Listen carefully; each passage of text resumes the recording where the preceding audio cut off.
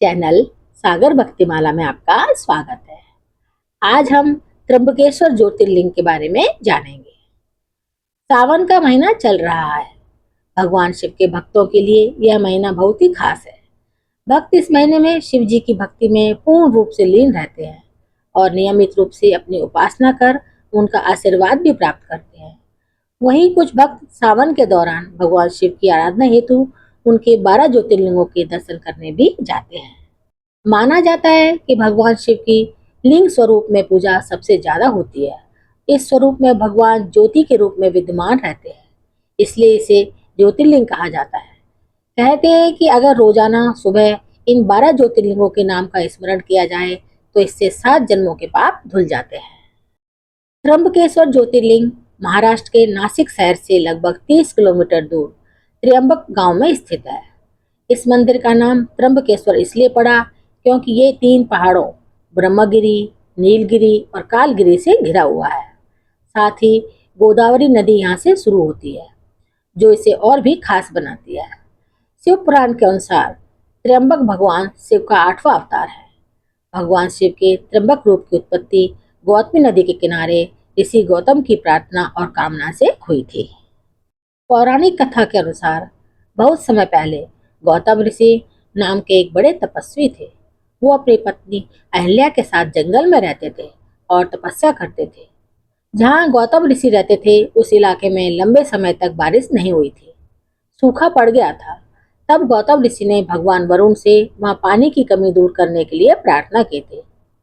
वरुण देव प्रसन्न हुए और उन्होंने गौतम ऋषि को एक गड्ढा खोदने को कहा।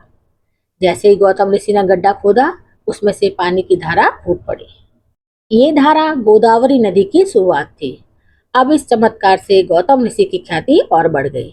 आसपास के कुछ ऋषियों को ये अच्छा नहीं लगा कि गौतम ऋषि इतने पूजनीय हो रहे हैं। उन्होंने गौतम ऋषि के खिलाफ षड्यंत्र रचा। उन्होंने गौतम ऋषि के आश्रम में एक गाय को भेजा, जो उनके खेतों में घुस गई।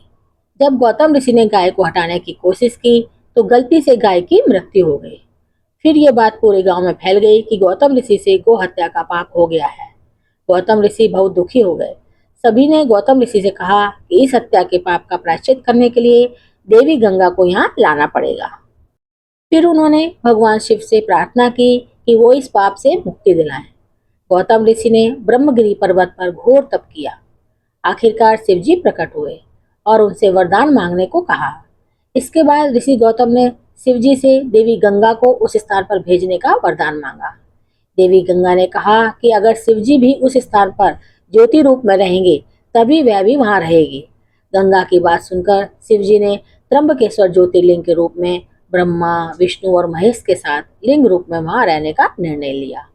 इसके बाद गंगा नदी गौतमी रूप के रूप में वहां रहने लगी, जो आजकल गोदावरी नाम से फेमस प्रसिद्ध है। इस तरह त्र्यंबकेश्वर ज्योतिर्लिंग की उत्पत्ति हो गई। यह ज्योतिर्लिंग बहुत ही खास है क्योंकि इस ज्योतिर्लिंग में 3 मुख हैं, जो ब्रह्मा, विष्णु और महेश का प्रतीक माने जाते हैं। आज भी लोग यहाँ पापों से मुक्ति, मन की शांति और आशीर्वाद पाने के लिए आते हैं। खासकर कुंभ मेले के समय तो ये जगह और भी खास हो जाती है। तो ये थी त्र्यंबकेश्वर ज्योतिर्लिंग के बारे में जानकारी। मेरे चैनल को सब्सक्राइब, शेयर और लाइक जरूर करें। धन्यवाद।